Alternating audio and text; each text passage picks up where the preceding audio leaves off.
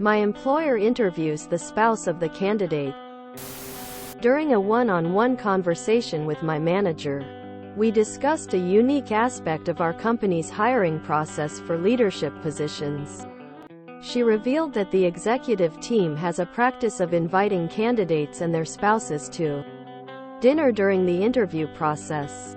The purpose behind this unusual step is to observe how the candidate's spouse interacts during the dinner, which ultimately influences the executive team's decision on whether the candidate is a good fit for the role. To illustrate, my manager shared an example where a candidate's spouse was overly talkative during the dinner, leading to the conclusion that the candidate might struggle to assert themselves effectively. In this instance, it was seen as a warning sign that the candidate might not be suitable for the position.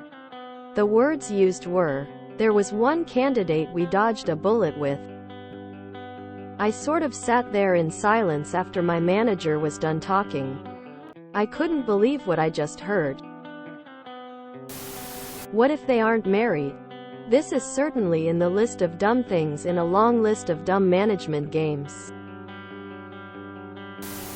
The amount of potential familial and marital status discrimination is ridiculous. You might want to secretly inform the legal department that this is happening. This is probably a sign that you should be considering your exit strategy. This is unbelievably toxic behavior and seems potentially illegal. This sounds like some company read EntreLeadership by Dave Ramsey, where he says that uses this practice in his company. I always thought that suggestion was weird and too much. How incredibly out of line. Thank you for the invitation, however I prefer to keep my work-personal life separate so that I can better focus on my productivity and be more efficient and effective for my company. Management has gone mad with power. Tell them you don't let your wife, husband leave the house. The candidate allowed their spouse to talk. They're a coward and a charlatan. Quote, "I'd say yes and then find a same-sex friend to come as your spouse and act as gay as possible. And use language that makes it clear you're the top and they are the bottom." So many levels of stupidity with this idea, and implied sexism via the implication that he should be curbing her speech. She could be just naturally chatty, or nervous, or 100 other things. NVM the whole work-home life separation issue. Just gross. I'm married, and I can tell you there has been one employer in the last decade who even knew that aside from my tax withholdings cold sweat smile that manager was invited to the wedding. The minute someone higher up wants to see me outside of work, it's a hard no. It is hard enough in the state of the world today to be able to carve out any form of personal time, and that sort of overstep in the interview process shows they will never respect the small snippets of person time you find. What they're looking for in that dinner is not how much a spouse speaks, but whether or not they feel like your spouse would have issues with you suddenly having to extend a shift by 4 hours. If they would encourage you to have a home life. If it would eventually be an issue that will cause you to lay down time boundaries with work. That's absolutely insane, and very probably illegal.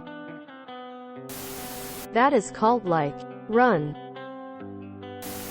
She probably talks a lot when she is nervous. Or maybe she was excited to socialize. I am definitely the talkative one in my relationship. I'm female with a male partner. This is very misogynistic thinking. That a woman needs to be quiet and submissive. Or that a man should have control of his wife. How interesting. I have a similar test if a company uses arbitrary data points that have nothing to do with the job to make decisions about candidates. It leads me to the conclusion that management doesn't understand how to make informed decisions. Looks like the candidate is the one who dodged the bullet. Yikesaroni, that's cringe. I appreciate everyone's thoughts so far. Does anybody know what actual labor laws are put into question here, as well as what I should do to make a change? Wow, just another example of wrong-minded business thought. I bet the same people's spouses couldn't stand up to that level of scrutiny. I've had to co-interview with both of my spouses, ex and current, in case that's confusing, for executive leadership positions. I had to do this with my ex-husband for more than one job. Actually, personally, I think it's ludicrous. But I'm not going to stand in the way of someone I love getting a position they want because of my stance on it. On the other hand, I won't bring a partner to a work event of any kind. I firmly believe in separation of church and state. They work with me. They don't need to know jack all about my personal life. Period. Sorry, I am not married or in a relationship. Oh, but you said you were married. I was referring to my late husband, wife, and it is a personal matter that I no longer would like to discuss with you. If you enjoyed this video, please check out our playlists full of similar content. Epicaricast is like doom scrolling for your ears. Please like, share, and subscribe.